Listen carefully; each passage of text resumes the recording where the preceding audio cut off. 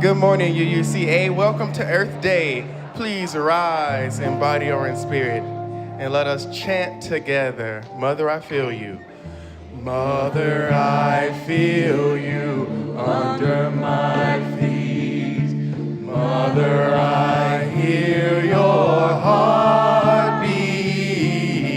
Hey ya, hey ya, hey ya, ya hey ya, hey ya, ho.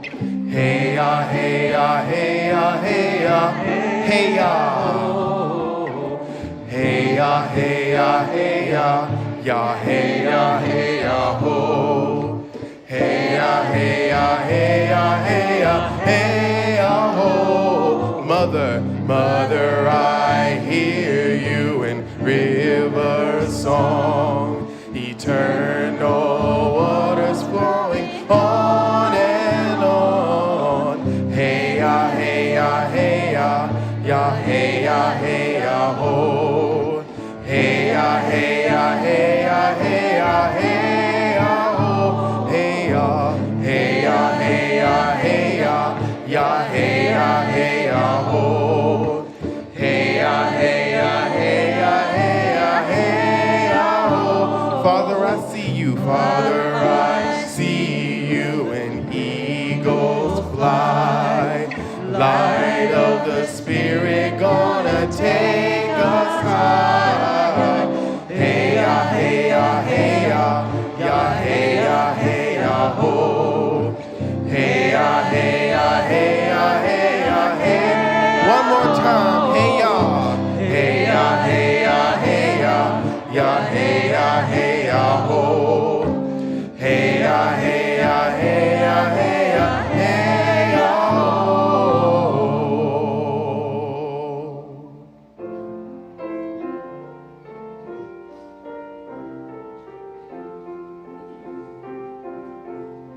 Earth was given. Earth was given as a garden, cradle for humanity, tree of life and tree of knowledge, place for our discovery. Here was home for all creatures, born of land and sky and sea, all created in your image, all to live in harmony. Show to us again the garden where our life flows fresh and free. Gently guide your sons and daughters into full maturity. Teach us how to trust each other, how to use for good our power, how to touch the earth with reverence. Then once more we'll eat and flower. Bless the earth and all your children. One creation makes us whole, interwoven, all connected, planet-wide and inmost soul. Holy Mother, life bestowing, mid our waste and warfare cease. Fill us all with grace overflowing. Teach us how to live in peace. Yes. That song sounds a lot like... Wasn't it fun singing a different song than Blue Boat Home, but that has that feeling? It was so good. I hope y'all enjoyed that. Good morning, UUCA. Welcome to the Unitarian Universalist Congregation of Atlanta, where our joyful mission is to transform lives through courageous action and yes, I always love that feedback. For those who might not know, I am Reverend Ian Hill. My pronouns are they and he, and I am so delighted to serve as the associate minister here. Also, as many of you know, we continue our honoring of Earth Day with a focus on intersectional climate justice. Y'all might remember that intersectional refers to us knowing that we do not live single-issue lives. Y'all remember that, right? Let's say it with me. We do not live single-issue lives. That's right. That means that environmental harm, racial injustice, economic inequality, they're not separate stories, and neither should be our response. And yesterday, y'all, this community showed up in a powerful way living into that commitment. Yes, yes, yes. Y'all, we had I can't even say the word, an incredible, amazing, all the words together turnout yesterday. And I just want to ask folks who participated, if you might raise your hand, just so that we can, yes, I just want to give some thanks. I know we just clapped, but can we just show some love to the folks who participated in making it. And I also want to offer a special word of thanks to all of the accompanying guitarists that joined, who might be watching the service today, and also to the UUCA staff who worked another full day to help make the event so beautiful. Like, I'm y'all social justice minister, so I'm going to try to show up. But that doesn't mean that everybody else have to. So whenever others can, it's always so wonderful. And as excited as I am to celebrate Earth Day and environmental resilience, I am even more excited to welcome all of you into this space today. Welcome you who hunger and thirst for climate change, and welcome you who may not have the words for it yet, but have come longing for something more. In this community, we welcome your belief in God, your trust in reason and in science, your reverence for the earth. We also welcome your doubts, your questions, all the variations of gender expression. We welcome your ethnic heritage, your age, your fears, your exhaustion. I know some of us. And we also welcome the energy and the power that y'all bring just in your presence soon as you come into the space. Thank you, and you are welcomed here. A few quick invitations to go along with that welcome for what's coming up soon. You can join us Saturday, May 2nd from 7:30 to 8:30 p.m. in the social hall for our music department's spring dinner theater event. Y'all hear we sing real well, so y'all come and join us in some singing and some celebration. And then on Sunday, May 3rd, after the worship service at 4:30, we will gather with the Spiritual Living Center of Atlanta to celebrate the life of Lizanne Moore through song, food, and fellowship. And that will also be a time of celebration and great honoring. And one way that you can honor Lizanne today is by joining us after the service for the Climate Action Team's Blessing of the Barrels and Garden Party. This was a project that she was connected to and cared deeply about. And so if you're visiting and still finding your way here, maybe you don't know about Lizanne and maybe you're not familiar with our rain barrels, you can find your way here at UUCA at our Pathfinders class right after the service. It will be upstairs in room 217, exploring a different topic each week. Lunch and childcare are provided, and we would truly love to have you there. And now it is my honor to welcome Lee Cook, a member of our climate action team who has faithfully shepherded our Rain Barrel Project and its many volunteers. Welcome him up to the chalice right now.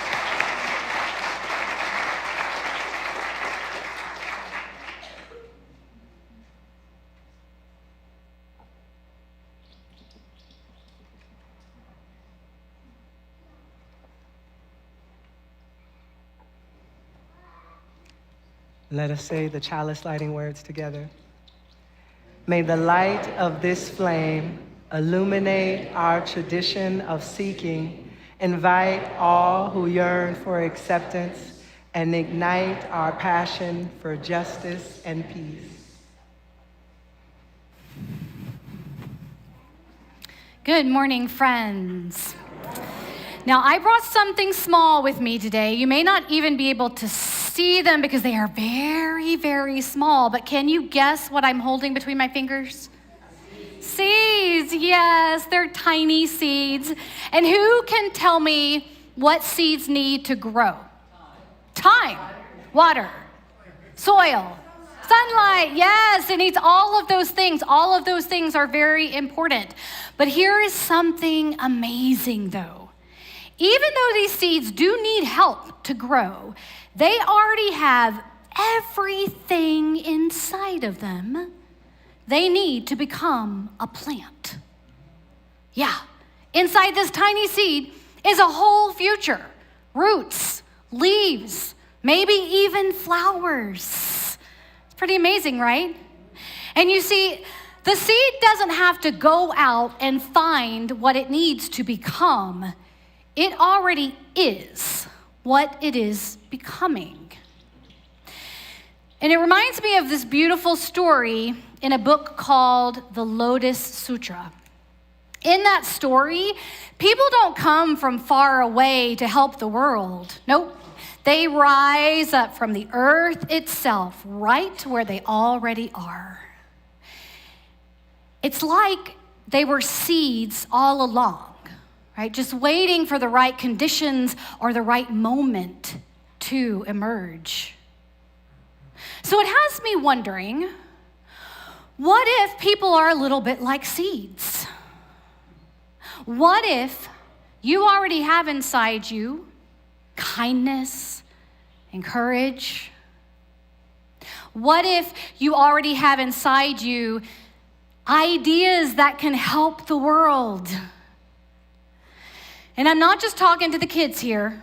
Nope, I'm talking to you grown-ups too. What if we are not waiting for someone else to fix things?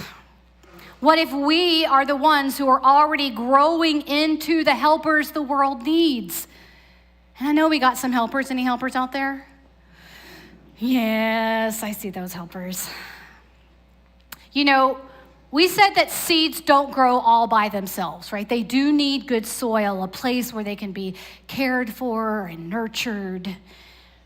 And here at UUCA, our children and youth programs are like that soil. And the people who help create that nurturing and caring space, they're not perfect experts.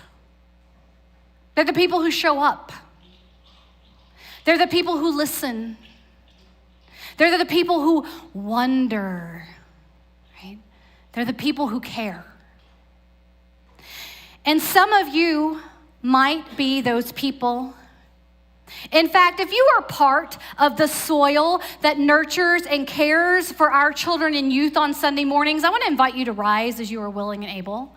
If you're part of that soil, can you rise for me? Yeah.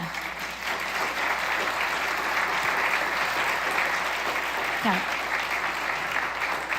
Yeah. And that is just a selection of folks.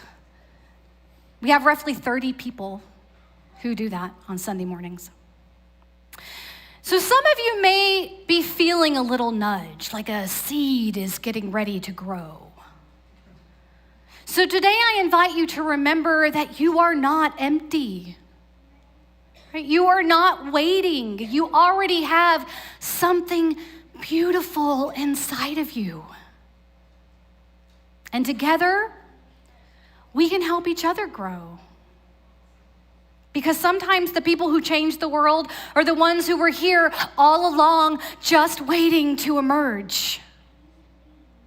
And if you are someone who feels even the tiniest nudge to volunteer with our children and youth, I would love to talk with you.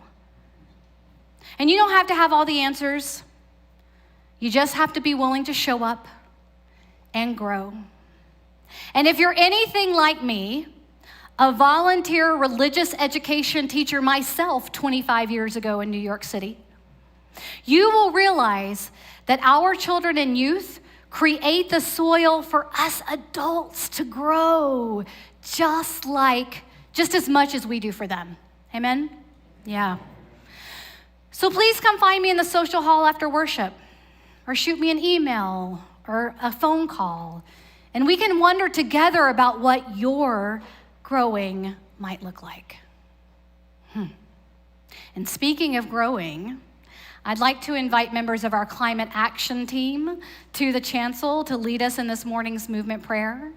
And as they make their way up to the chancel, we invite you to rise as you are willing and able and join us.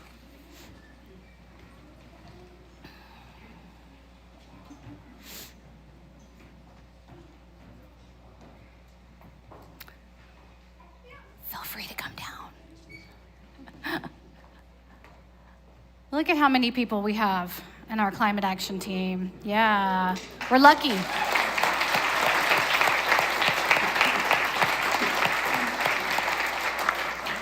Okay. First, we bow to honor the Spirit of life. We lift our arms and embrace the gifts of Spirit. We bring these gifts unto ourselves with gratitude and breathe and smile. We share these gifts with the world. We remember to be present, honor, embrace, gratitude, share, be present.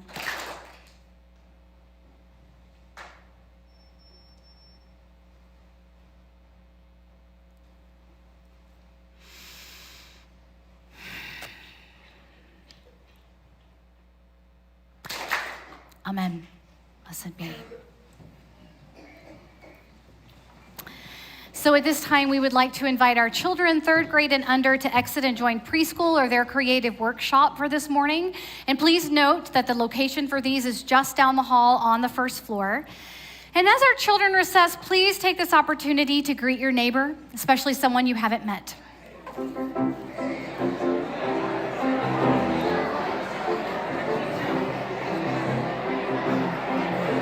Let me go mention something to somebody and always know if at any moment.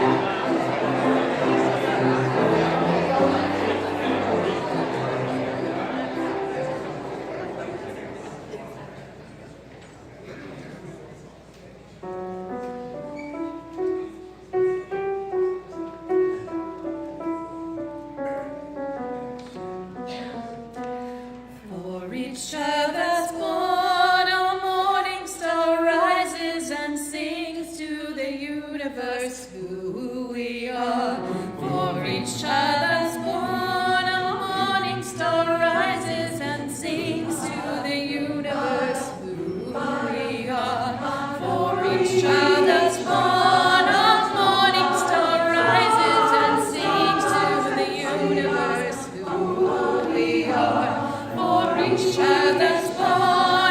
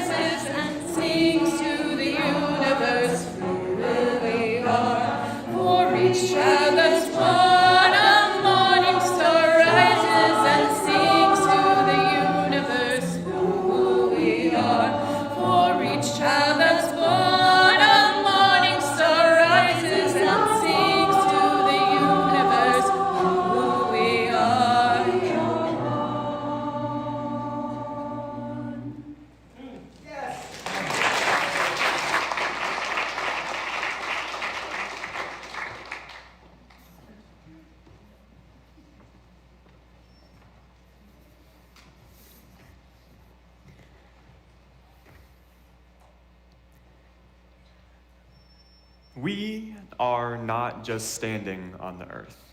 We are rising from it. The salt in our blood remembers oceans. Iron drifts through us like a red river, star-born, stone-bred. Calcium holds our bones upright with the patience of mountains. Breath enters not as air alone, but as leaf gift, green exhale. The soft astonishment of trees moving through our lungs. My ribs are branches opening. My pulse is tidal. Under the skin, forests hum, fungal threads of thought, rooted and reaching. When I kneel to the soil, it is not devotion to something outside of me. It is a homecoming. The earth is not beneath our feet. It is inside our breathing.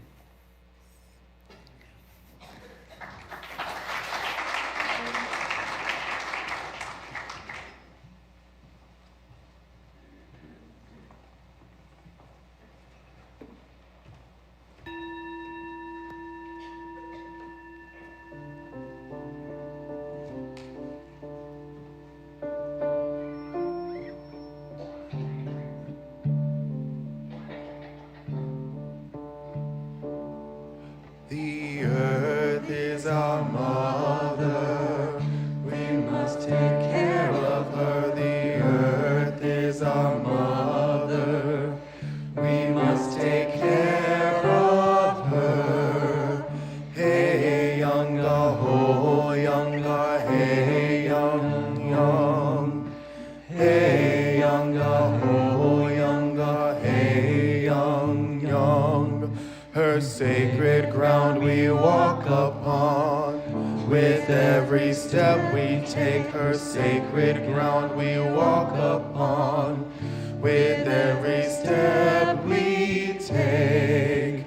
Hey, younga, ho, younga, hey, young, young. Hey, younga, ho, younga, hey, young, young.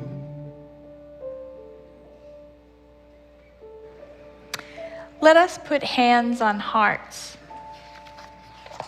Feel the heartbeat, connection to life. Breathe in peace. Say to yourself silently, I will love myself. I will love others. And that love can heal this world. At this time, we hear the joys and sorrows of this congregation. Please hold Liz Bigler and her family in your hearts while her sister Lynn transitions into hospice. Please hold Larry Stultz in your hearts. Larry had emergency surgery and now is recuperating in the hospital. Cards and texts are appreciated. Today, we also remember and grieve species recently declared extinct. Some lost long ago, and others only now named. Bramble K. Malomis. Slender-billed curlew. Guam kingfisher. Christmas Island blue-tailed skink. Golden toad. Hawaiian honey creepers. Christmas Island shrew. Mountain mist frog.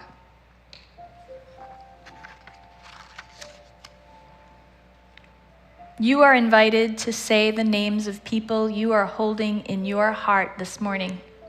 Speak their names out loud or enter them into the chat, into this holy space now.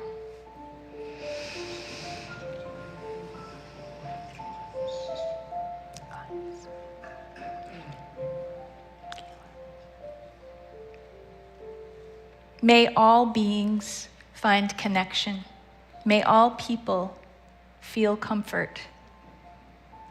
May all of us find ways to be more loving to one another. Spirit of life, love eternal, we rest in holy gratitude. We surrender to a mystery beyond ourselves, asking forgiveness for our mistakes, those times we have been selfish or thoughtless. Breathing in and out, we offer grace. We forgive ourselves and each other. We begin again in love. Let us calm our bodies and our minds. We breathe in peace and we exhale. We relax into this space that our intentions make sacred. We enter into the silence.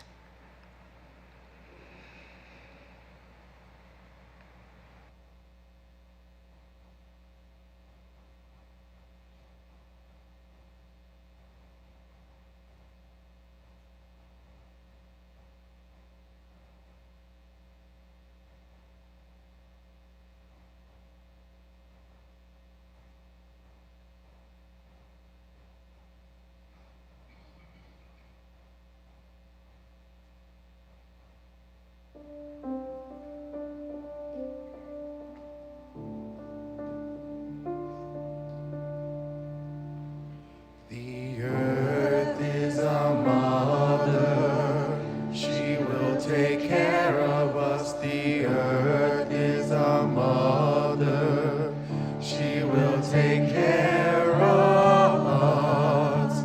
Hey, yonga, ho, yonga, hey, young, young. Hey, yonga, ho, yonga, hey, young, young. Hey, yonga, ho, yonga, hey, young, young. Hey, yonga, ho, yonga, hey, young, young.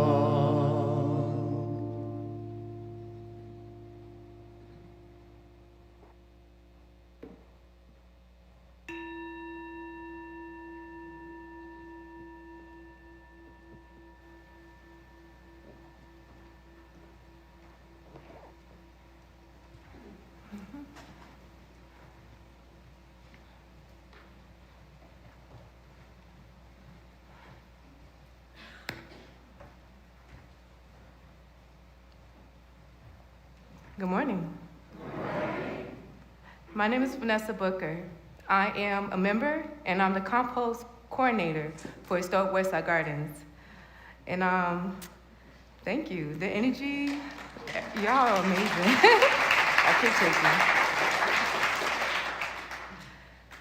you. Last Sunday, you heard from our executive director, Rosario Hernandez, and she talked about the heart of our work, and I just want to go a little bit deeper today into the grounds itself.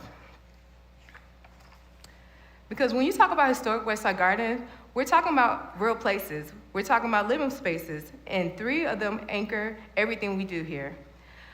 Hope Garden is one of our gardens in the neighborhood, and is exactly what the name promises. Located in the heart of English Avenue is a gathering space where residents, many of whom have long been disconnected from access to fresh produce and fruit and food, come to plant, harvest, and reclaim anything that belongs to them. Hope Garden is where we often welcome our first-time volunteers and new neighbors, and it's the beginning. Heaven's Corner carries kind of a quiet power. It is a community where the neighbor in Vine City has a home to access the produce of their own. The elders have found purpose, youth have found patience, and the simple act of tending something living has become, for many, an act of healing. This garden reminds us that food justice is about dignity.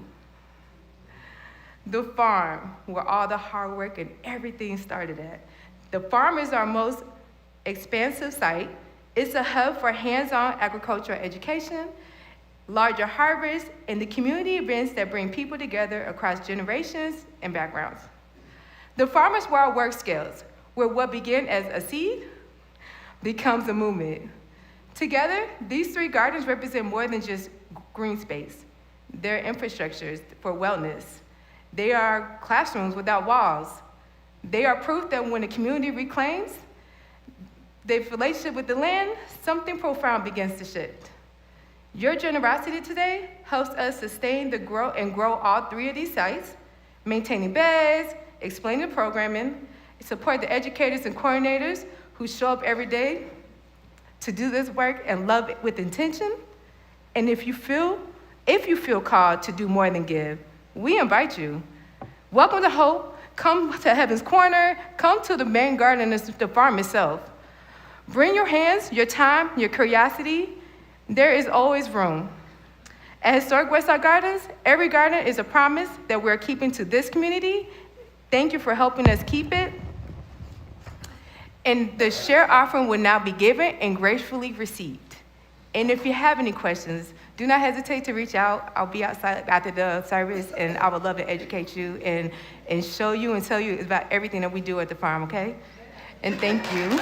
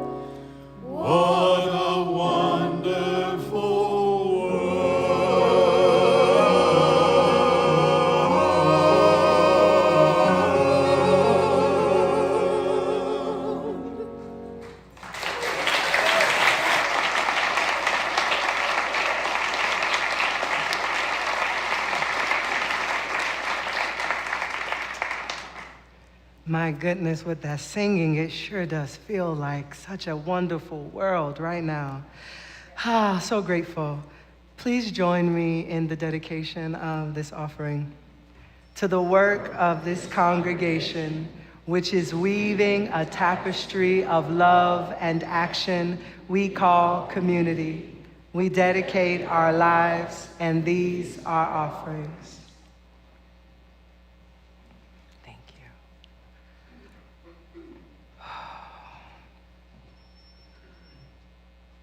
We are not just standing on the earth. We are rising from it. The salt in our blood remembers ocean. Iron drifts through us like a red river, starborn, stone bred. When I kneel to the soil, it is not devotion to something outside of me. It is homecoming. The earth is not beneath our feet. It is inside our breathing. Words of Bridget Anna McNeil, read so powerfully by our very own Alex Welch. Writers and prophets, scientists and elders, mystics and mothers have been telling us across centuries that we are not visitors to this earth, that we are the earth itself, made briefly into consciousness. And the 15th chapter of the Lotus Sutra that LB just so beautifully shared about, which is also one of my sacred spiritual texts and one of the great spiritual texts of Mahayana Buddhism, it holds this image that I tend to return to again and again. It spoke about these bodhisattvas, these beings of compassion, compassionate action committed to the liberation of all. And LB told the story that they don't descend from the heavens like rescuers arriving from outside of the crisis. They instead are rooted in the very soil that needs tending, already carrying what the moment requires. And then they rise from the earth itself. Kind of like we are rising from the earth itself. And as much as I love the story from the Lotus Sutra, and as much as I love thinking about these bodhisattvas, mystical beings outside of the earth, we also have to be honest about why and where that rising begins, because this particular moment is not abstract. It's not about something that's written into this long ago sutra. It's about now, and each of the past 11 years has been among some of the warmest on record. I started talking about this last week when I started this series on earth justice and climate conditions. And so I'm just going to continue talking about a little bit more about why this is important. So atmospheric concentrations of carbon dioxide, methane, and nitrous oxide have never been higher than they have been right now. 40% of our planet's soil is degraded, and 14 million tons of our planet, 14 million tons of plastic enter our oceans every year. That deep breath and that just pause I had to take was because, oh my gosh, it can be just overwhelming to even read it when I think about also the forests the size of 300 football fields, y'all. According to earth.org, they are disappearing every hour. Populations of mammals, birds, fish, and reptiles have declined by an average of 68% in just 50 years. I know it's hard, and environmental protections built over decades are being dismantled with the stroke of a pen. Resources that communities have depended on are being pulled away. I gotta say this, that even here in Atlanta, we know that this reality isn't distant. I touched on it last week. South Atlanta neighborhoods are 8 to 12 degrees hotter than the tree-canopied north. A heat map that traces lines, red lining with devastating precision. Y'all, this is environmental injustice happening to certain communities, and this is not a collection of separate crises. It is one story repeating itself in different landscapes. We do not live single-issue lives. And in addition to this is the thing that was interesting. There was a word that I learned for what many of us are carrying. It's called solastalgia. Have y'all ever heard of this word before, solastalgia? It was coined in 2003 by an environmental philosopher, Glenn Albrick, and it names something that many of us have not been able to say. That there is a grief that comes of watching an environment that you love being harmed. There's an ache of harm from folks insisting that this isn't happening, that no species aren't becoming extinct. Solastalgia is the homesickness that many are feeling while we're home. And I just want to breathe for a moment and just be with that truth, just for a moment.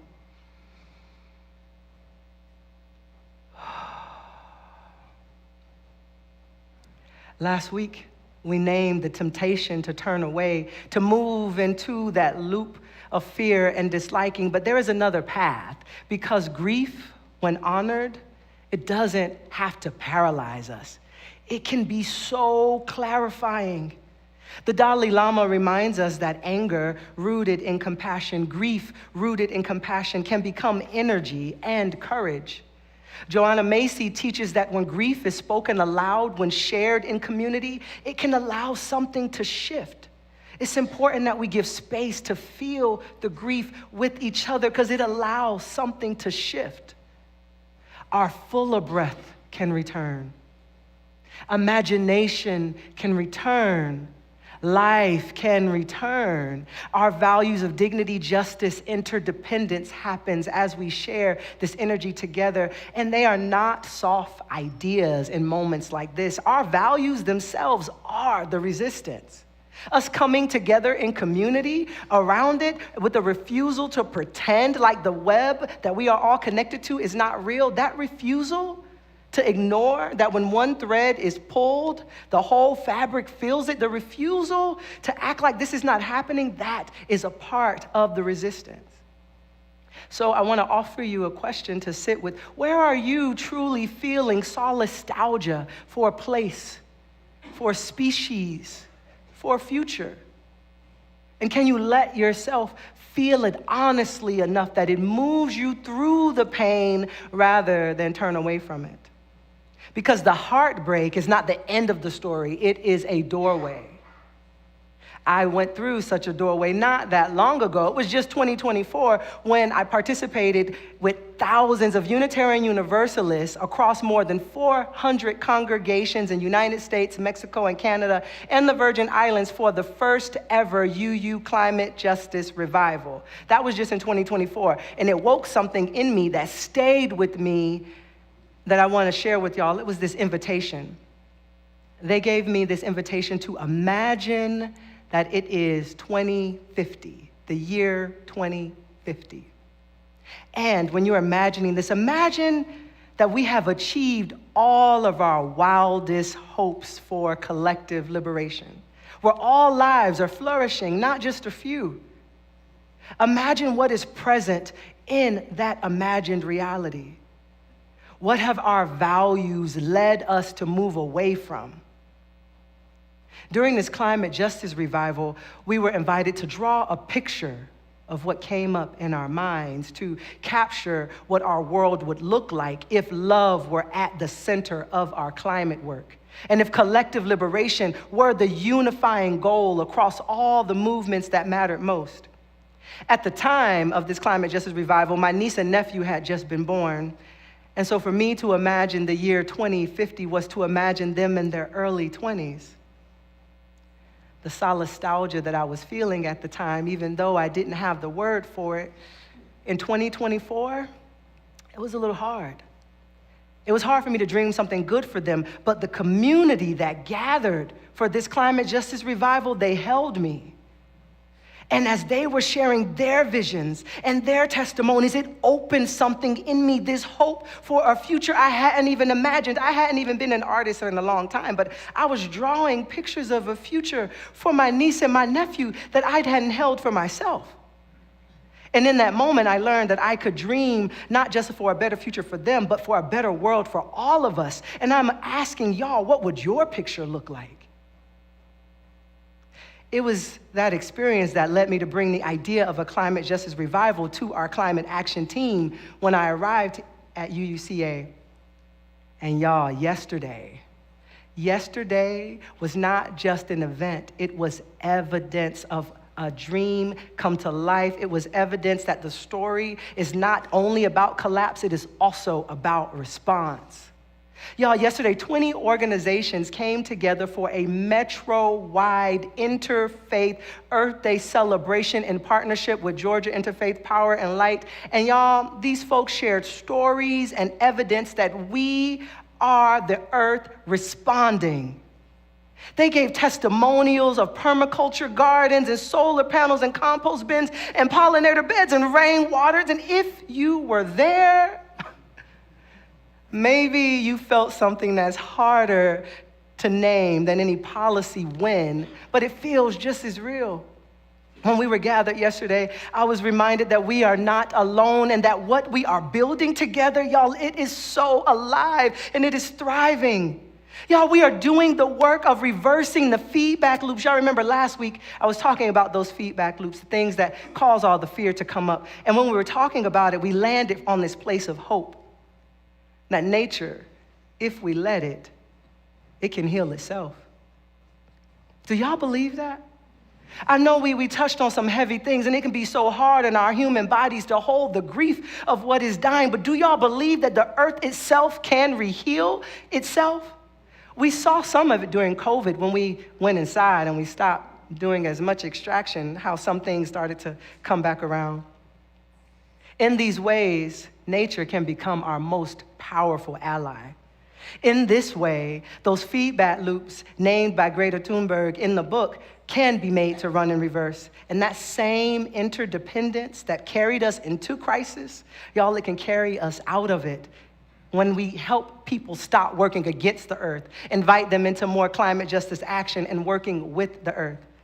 For example, last week I talked about the Arctic ice melting mirror running in reverse. The counter to that is regreening, restoring what was paved and bringing back what was lost. And right here on this campus, tree planting, 4 pollinator gardens, a rainwater harvesting system, a solar array powering nearly 2/3 of our building. These are not just ideas or intentions. Y'all, you know, we can be a group of people who will sit and plan and make some really great intentions and really great plans. These are things that we are putting in practice. Things that were made real by Gippel's rewilding grant that somebody had to write and apply for and that we got through the steady leadership of folks like Lee Cook, folks like John Reese, yes, folks like Rob Mitchell. Let's give them...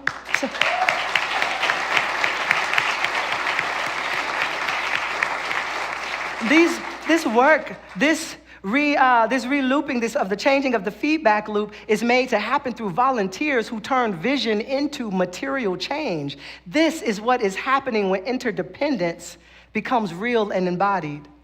And then we talked about that permafrost loop where the ancient carbon's releasing that was supposed to stay frozen, but it didn't. That the counter to that is sequestration, returning organic matter to living systems. And I learned about Renee from the Roswell Community Masjid composting food from over 15,000 meals and returning it to the earth landfill.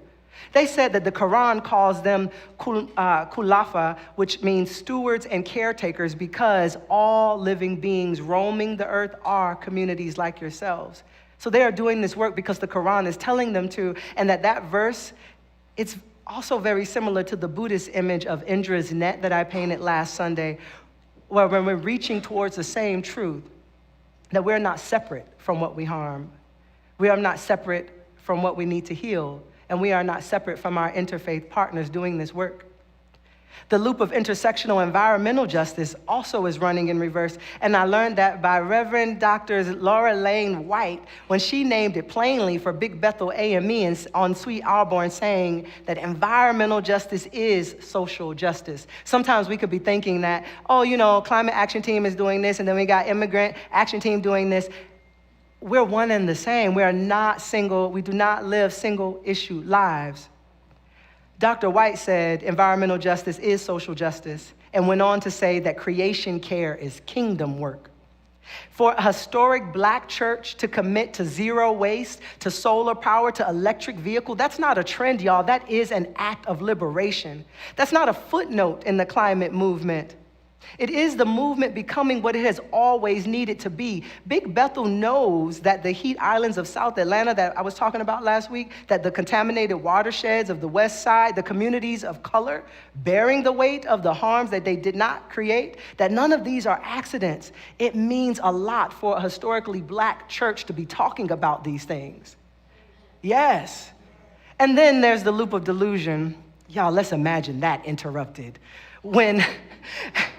Oh my gosh.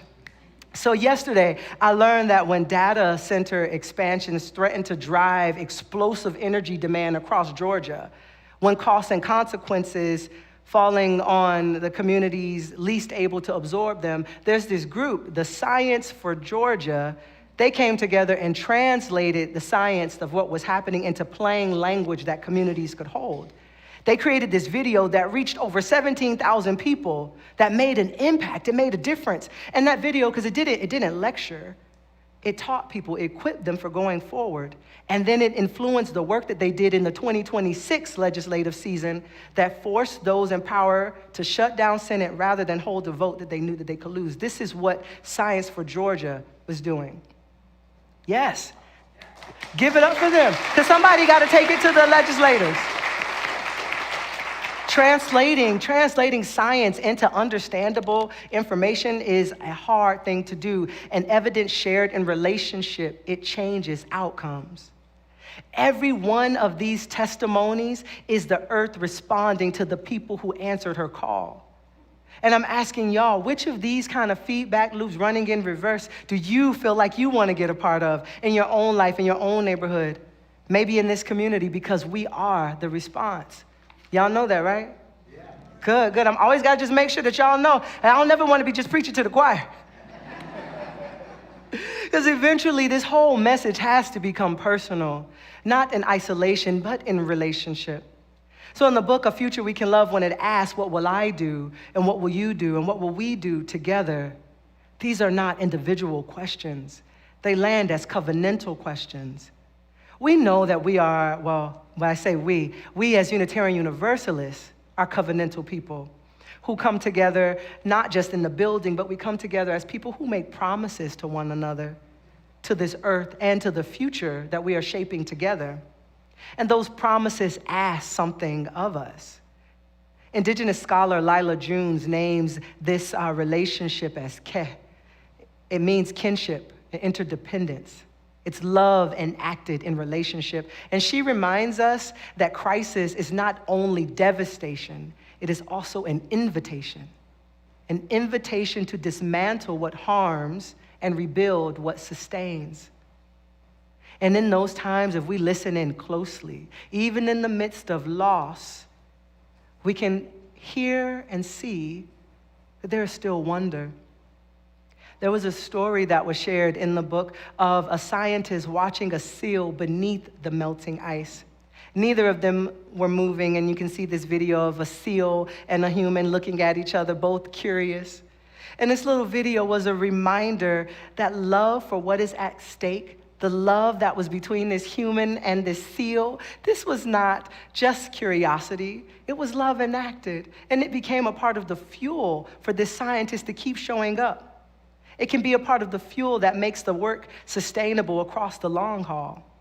So here is where I want to land with is you naming what you love that may be at stake. Maybe it's your love of trees or manatees, or maybe it's your niece and nephew's dreams. Let that love move you to, I know that most of us are very active in justice work, and all of this is just to move you a little bit more deeper into it, to invite someone else to join you in taking action into the work that's already unfolding right here.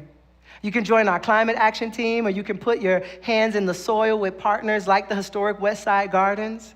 You can stay connected through the UU Ministry for the Earth. I don't know if y'all know about UUMFE.org,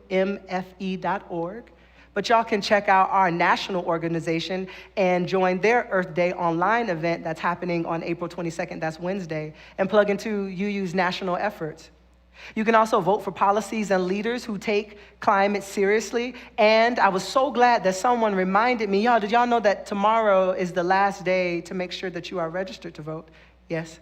And that early voting starts for the midterm April 27th through May 19th. I got to put a plug in for that, because that is how you vote your policies into action. You can also reduce your footprint on the earth in ways that are genuinely sustainable for your own life. Support organizations on the ground and just keep talking about it, because silence is one of the strongest loops that we have to break. Just talking about climate justice and standing with those who are already on the front lines. Not because you have to do everything, but because you can do something. Yes, you can do. We can do something. And when we do that something together, something shifts. The loops start turning, and we are the ones turning them. We're not waiting for a response. We are it. So let us go carrying what we know. That love guides grief into meaning, anger into action, despair into something generative. The future we long for is not waiting somewhere else. It is waiting for us to love it into being. Please rise in body and or spirit and join us in singing. For the earth. For the earth forever turning. For the skies for every sea. For our lives, for all we cherish. Sing we our joyful song of peace. For the mountains, hills and pastures in their silent majesty.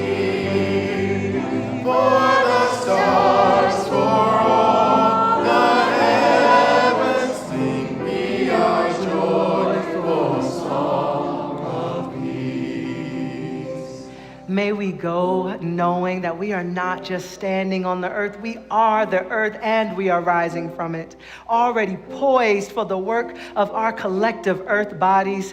We join in this work not because we have to do everything, but because we can do something. And when we do that together, something heals. For the sun. For the sun, For rain and thunder, for the seasons harmony, for our lives, for all creation, sing we our joyful praise to thee. For the world we raise our voices, for the hope that gives us birth. In our joy we sing, returning home to our blue-green hills of earth. Go in peace. Happy Earth Day.